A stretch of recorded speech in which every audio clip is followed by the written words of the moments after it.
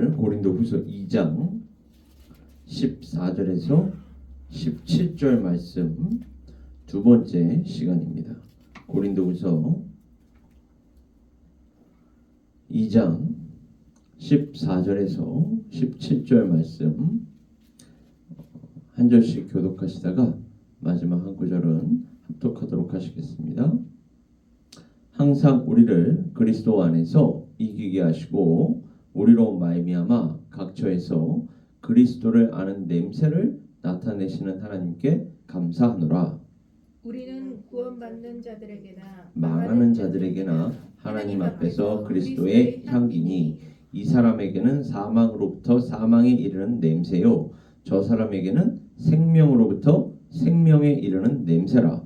누가 이 일을 감당하리요? 다같이요. 우리는 수많은 사람들처럼 하나님의 말씀을 혼잡하게 하지 아니하고 곧 순전함으로 하나님께 받은 것 같이 하나님 앞에서와 그리스도 안에서 말하노라. 아멘. 오늘은 고린도후서 2장 14절에서 17절 말씀을 중심으로 그리스도의 향기 두 번째 시간으로 나누도록 하겠습니다.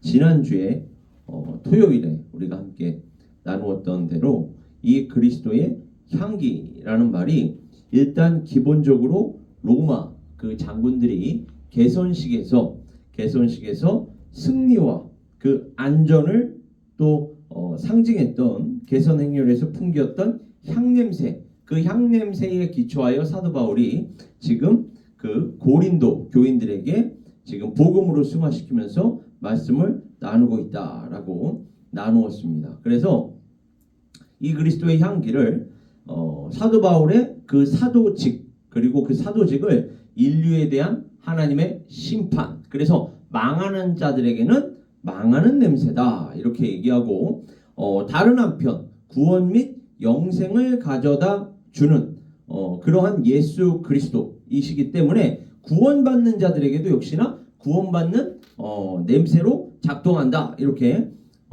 그 사도 바울이 양면으로 동전의 양면과 같이 그 그리스도의 향기를 제시하고 있다라고 우리가 함께 나누었습니다. 그뿐만이 아니라 그리스도 안에서는 우리 교회 또 그리스도인들이 바로 이 예수 그리스도와 같이 승리할 줄을 믿는다. 그래서 승리할 뿐만 아니라 이제는 그 승리를 나누어야만 한다. 그리고 선포해야만 한다. 알려야만 한다. 그래서 다른 사람들 공중 앞에 서게 하시고 그 그리스도의 향기를 아는 그 어떤 뭐라 그럴까요? 상태라고 할까요? 아니면은 그 좋은 그 상태로 나타내 보이게 하시면서도 알려지게 하시는 분은 우리가 아니라 우리를 통하여 역사하시는 하나님이시다. 그래서 하나님께서 택하신 자들을 구원받는 자들에게나 망하는 자들에게나 무엇으로 특히 다가가게 하시느냐? 우리의 죄를 확인하게 하신다. 그리고 우리가 구원을 받기 위해서는 우리 스스로 우리의 죄 문제를 해결할 수가 없으니 우리의 죄 문제를 해결해 주실 수 있는 오직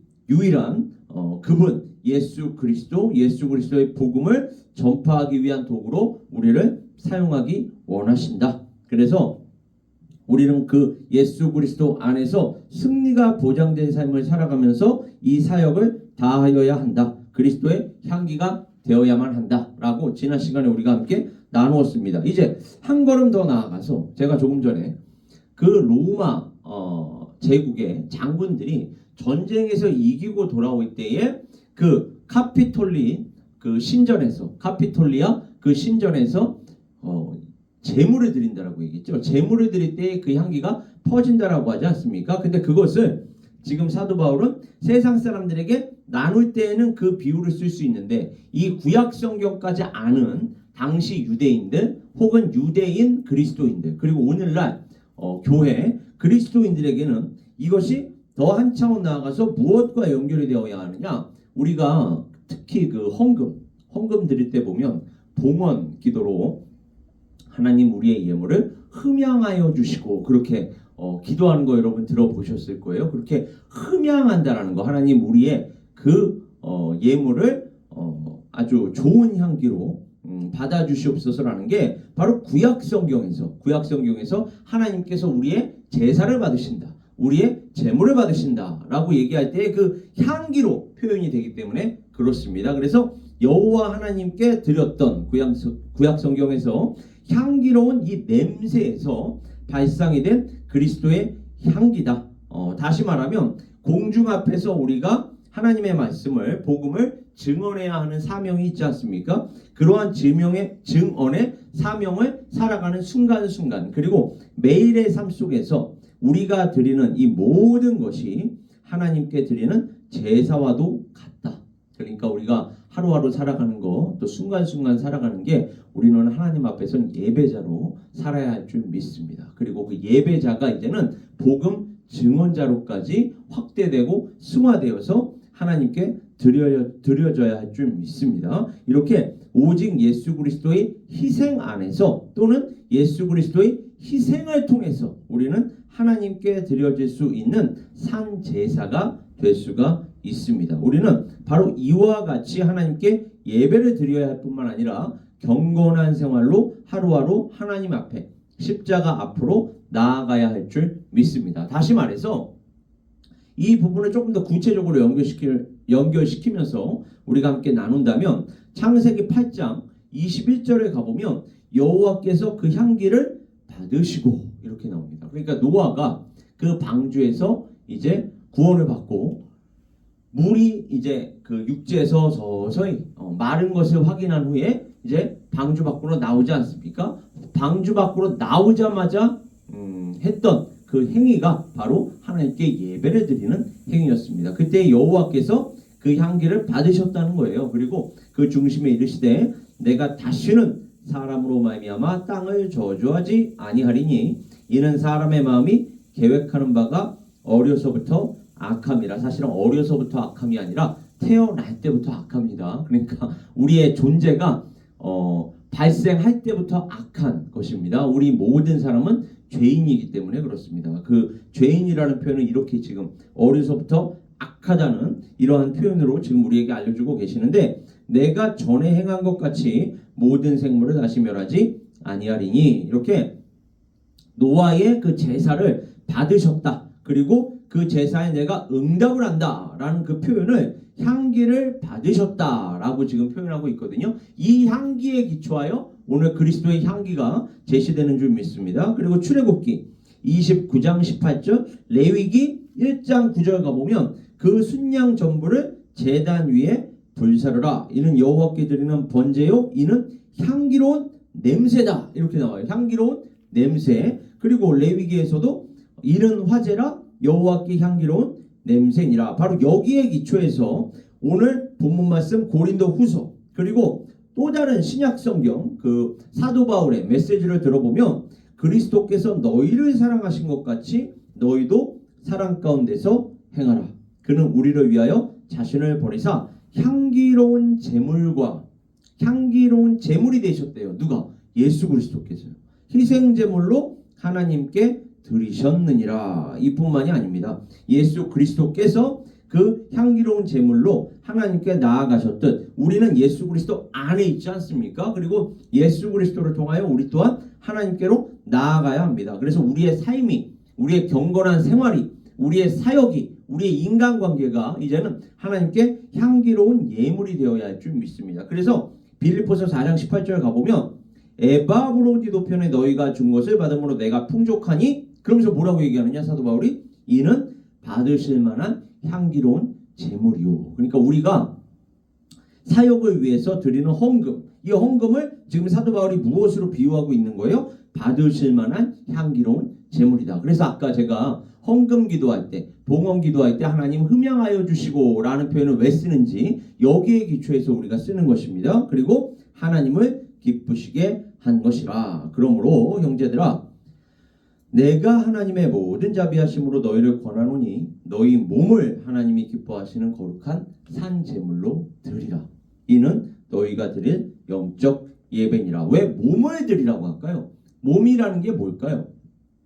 몸이라는 건 단순히 우리 몸을 드리라는 게 아니라 우리가 이 땅에서 몸을 지니고 살아가는 동안 우리의 인생 전체가 하나님께서 기뻐 받으시는 거룩한 산 제물이 되어야 한다는 것을 의미합니다. 그러니까 꼭 주일날 뭐 수요 예배 아니면 이렇게 새벽 기도 이렇게 공예배만 하나님께 드려지는 예배라고 우리가 생각해서는 안 됩니다. 그건 너무 좁은 의미에서의 예배예요. 하나님께서 성경 전체를 통하여 우리에게 말씀하시는 예배는 우리의 하루하루, 우리의 순간순간인 줄 믿습니다. 우리가 하나님 앞에서 말하고 하나님 앞에서 행동하고 또 하나님 앞에서 모든 것을 다 감당해야 할 줄 믿습니다. 그렇다면 어찌 우리가 하나님 앞에서 성실하고 정직한 그 마음과 태도로 살지 않을 수가 있겠습니까? 우리는 아무도 보지 않더라도 하나님께서 지금 지켜보고 계신다라는 이러한 의식, 이렇게 깨어있는 마음으로 하루하루 순간순간을 살아야 할 줄 믿습니다. 이뿐만이 아니에요. 히브리서 가보면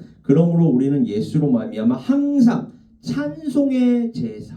자, 여기서는 찬송을 또 제사라고 표현해요. 그러니까 우리가 조금 전에 이렇게 말씀을 나누기 전에 우리가 찬송가를 함께 부르지 않았습니까? 그것 또한 하나님께 드려지는 뭐예요? 예물인 줄 믿습니다. 예배인 줄 믿습니다. 그 이름을 증언하는 입술의 열매니라. 오직 선을 행함과 서로 나누어 주기를 잊지 말라. 하나님은 이 같은 제사를, 여기에서의 제사는 선을 행하는 거, 서로 나누어 주는 거, 이게 또한 제사래요. 그러니까 제가 아까도 말씀드렸지만 예배라는 게 그냥 단순히 이 시간에 모여서 함께 찬양하고 기도하고 말씀을 나누는 게 예배가 아니라 그건 좁은 의미에서의 예배고, 우리의 하루하루 순간순간 말하고 행동하는 모든 것이 다 하나님께서 기뻐 받으시는 예배가 될 수가 있다. 그리고 아까 찬송의 제사라고 하는 건 좁은 의미에서의 우리가 함께 찬송가를 함께 부르는 거, 이것도 찬송의 제사지만 더 중요한 찬송의 제사는 무엇입니까? 하루하루 아유 참 하나님 감사합니다, 이렇게, 이게 찬송이에요. 하나님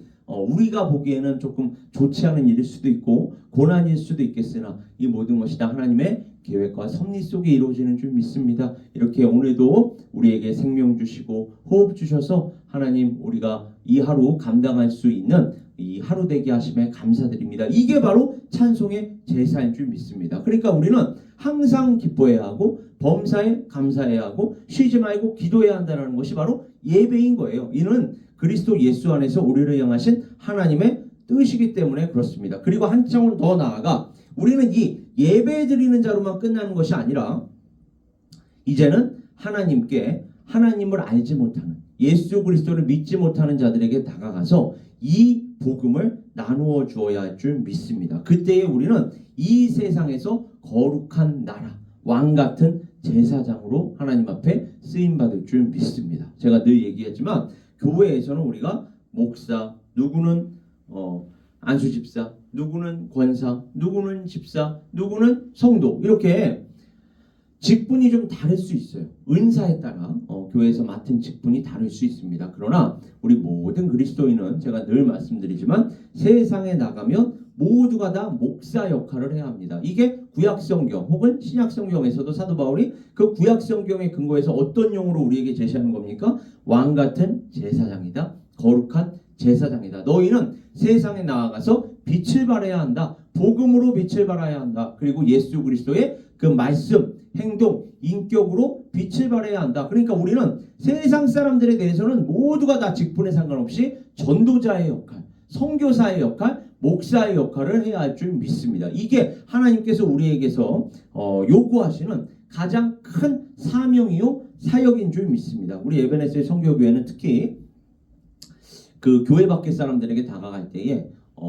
이 11월부터 어떠한 사역 새롭게 출발했습니까? 다음 세대를 위한 사역 새롭게 출발했습니다. 다음 세대가 점점 교회를 떠나가고 있는 이 영적으로 어둡고 암울한 시대 지금 우리가 살아가고 있는데, 다음 세대들에게 이 하나님의 말씀을 단순히 말로만이 아니라 행동으로, 인격으로 전해줘야 할 줄 믿습니다. 우리가 다음 세대들에게 거룩한 제사장이 되어야 합니다. 그리고 거룩한 제사장이 될 때의 중요한 건 조금 전에도 말씀드렸지만 말뿐만이 아니라 행동으로, 인격으로 보여줘야 돼요. 그렇게 우리의 선한 행실이 하나님 앞에서 그들로 하여금 영광을 돌리게 하라는 그 예수 그리스도의 말씀이 오늘날 특히 더 강조되어야 할 줄 믿습니다. 자, 그 다음으로 사실 인생의 궁극적인 것에 대한 그 가르침, 그 가르침을 베풀 때에, 그래서 예전에 그 헬라 그 철학 또 헬라 문화에 그 깊이 영향을 받은 사람들은, 이 철학자로서 살아가는 사람들은 뭔가를 가르쳐주고 거기에 따른 일종의, 지금으로 얘기하면 튜터링을 하고 그 비용을 받았거든요. 이렇게 그 지불을 요구했습니다. 그리고 그와 같은 지불금으로 생계를 유지해야만 했습니다. 그래서 그 가르침을 듣고 배우는 사람들을 만족시켜야 했던 고대 시대의 그 수많은 사람들, 이러한 배경 속에서 지금 사도 바울이 뭐라고 얘기하는 거예요? 그러나 나는 지금 이 시대에 그 사람들과 같지 않아. 나는 그 사람들은 생계를 유지하기 위해 혹은 다른 사람들로부터 돈을 받기 위해 가르침을 베풀지만 나는 그게 아니야. 나는 하나님의 말씀을 혼잡하게 하고 싶지 않아. 돈 때문에, 개인적인 이해관계 때문에 하나님의 말씀을 혼잡하게 하고 싶지 않아. 이 말씀이 왜 나오느냐? 바로 이러한 차원에서, 이러한 문화의 영향을 받아서, 이러한 헬라 문화의 영향을 받아서 교회로까지 들어와서 무리를 일으켰던 자들이 고린도 교회에 있었다는 것입니다. 그래서 사도 바울이 너희가 교회 안으로 들어와서 다른 거는 몰라도 복음을 가르치면서 그 복음으로 인한 일종의 개인적인 튜터링을 요구해서 되겠니? 그것도 심지어 하나님의 영광을 위해서도 아니고 하나님의 나라를 위해서도 아니고 너희의 개인적인 유익을 위해서 그렇게 해서 되겠니? 그래서 교회에 무리를 일으켰던 자들을 경계하고 있는 그 사도 바울을 오늘 본문 말씀에서 확인할 수가 있는 것입니다. 수많은 사람들처럼 단지 돈을 지불할 수 있는 자들에게만, 그러니까 하나님의 말씀을 가르칠 때, 하나님의 말씀을 전할 때 저 사람은 내가 이 말씀을 가르쳐주면 나에게 돈을 줄 것 같은데, 이런 사람에게만 가서 복음을 나누었다는 거예요. 그래서 하나님의 말씀을 혼잡하게 했다는 것입니다. 이것은 하나님의 말씀을 돈을 받고 팔았다라는 표현으로 지금 사도 바울이 경계를 시키고 있습니다. 그래서 나는 이와 같이 하나님의 말씀을 파는 사람이 아니야. 나는 그와 같이 하나님의 말씀을 팔지 않았어를 확언할 뿐만이 아니라 자신이 설교했던 교회에서 주는 사례비도 거절했습니다. 왜요? 일단은 사도 바울은 다른 그 12 제자들과는 달리 독신이지 않았습니까? 다들 아시다시피. 그리고 항상 선교 여행을 다니면서도 텐트 메이커로서 열심히 또 생계를 유지하면서 또 그 지역에 가서 또 그리스도인들을 만나면 그 그리스도인들의 집에 들어가서 숙박을 해결하기도 하고, 그래서 큰 돈을 필요로 하지 않았습니다. 그러다 보니까 교회에서 주는 사례비, 당시에는 제가 언젠가 말씀드렸지만 유대인 그리스도인들이 원래 더 많았던 시절이에요. 그리고 이방인 그리스도인들은 이제 막 개척되는 이러한 시절이었는데, 물론 이게 시간이 지나면 지날수록 유대인 그리스도인들은 점점 수가 급감하고 이방인 그리스도인들은 점점 이제 올라갑니다. 그래서 나중에는 이 이방인 그리스도인들로 이루어진 교회가 예루살렘 교회를 이제 보조하기에 이릅니다. 이제 예루살렘 교회는 유대인 그리스도인들로 이제 구성이 된 교회였기 때문에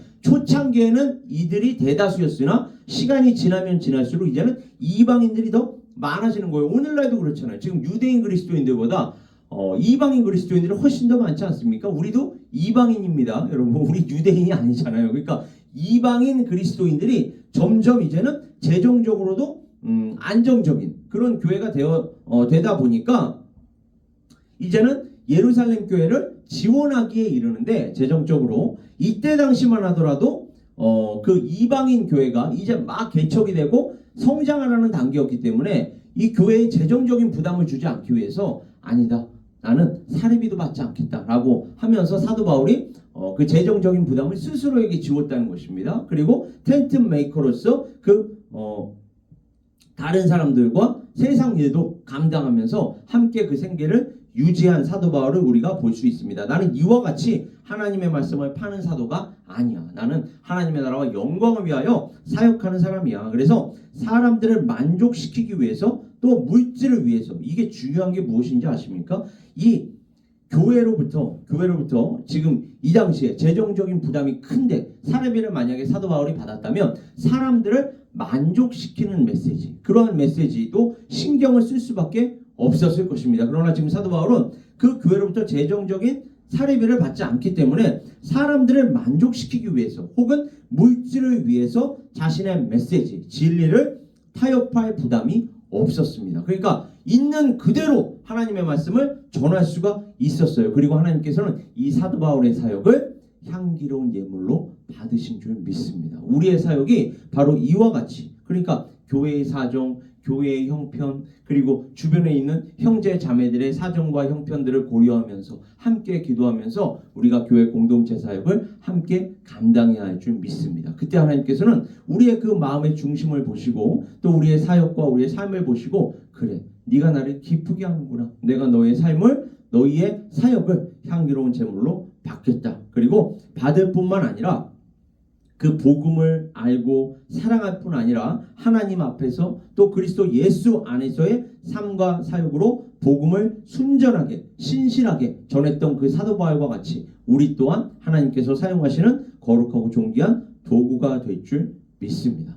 바로 우리 에베네스의 선교교회 아까도 말씀드렸지만 다음 세대들을 위한 사역을 위해서 교육부 사역도 시작했고 또 경배와 찬양 사역도 시작했습니다. 그리고 앞으로 이런저런 말씀 사역을 중심으로 사역들을 확장하면서 정말로 한 사람 한 사람 주님께로 돌아오게 하는 그 왕같은 제사장, 거룩한 제사장으로서의 사명, 사역을 함께 감당해야 하는데 이때 우리의 마음, 우리의 신앙 지키는 게 너무나도 중요합니다. 하나님께서는 우리의 마음의 중심을 보시기 때문에 우리가 어떠한 마음으로 하나님을 섬기느냐, 교회 공동체를 섬기느냐, 그때 혼자 또 섬기는 게 아니라 함께 섬겨야 할 줄 믿습니다. 그때 하나님께서는 우리 교회 공동체 또 우리 교회 공동체에 속한 한 사람 한 사람의 삶, 사역, 사명을 향기로운 제물로 받으시고 사용하실 줄 믿습니다. 우리 각 사람 에베네스 선교교회 바로 이와 같이 그리스도의 향기가 되어 오늘 하루도 거룩하고 존귀하게 쓰임받을 수 있기를 주님의 이름으로 축원합니다. 우리 시간 함께 기도하겠습니다. 아버지 하나님